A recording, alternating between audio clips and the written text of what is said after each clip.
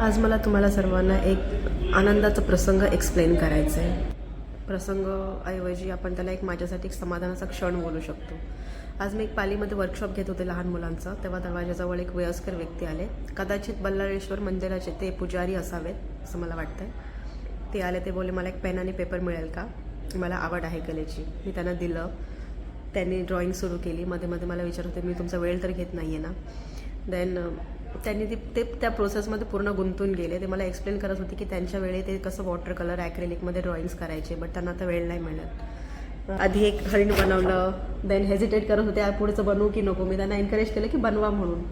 ते पूर्ण त्यांनी ॲड केलं. मला त्यांनी शिकवल्या बऱ्याच गोष्टी की कलर कॉम्बिनेशन कसे असतात. मला असं वाटतं की माझ्यामुळे कोणाला तरी ते प्लॅटफॉर्म भेटलं. कलेसाठी काही एज लिमिट नसते पहिली गोष्ट तर, आणि मला खूप छान वाटलं. ते परत आले, ड्रॉइंग संपल्यानंतर ते परत आले आणि विचारलं की मला ही कार्यशाळा तुमची आवडली, मी परत येईन, किती टायमिंग आहे, काय काय शिकवणार आहात.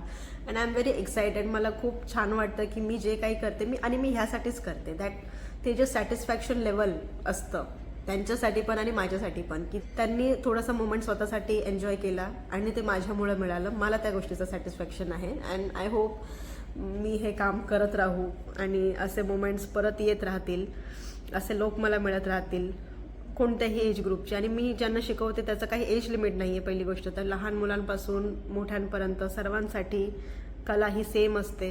It's just a platform to express yourself, just to enjoy the process. ह्यामध्ये काही आपण एक्सपेक्टेशन नाही ठेवलं पाहिजे.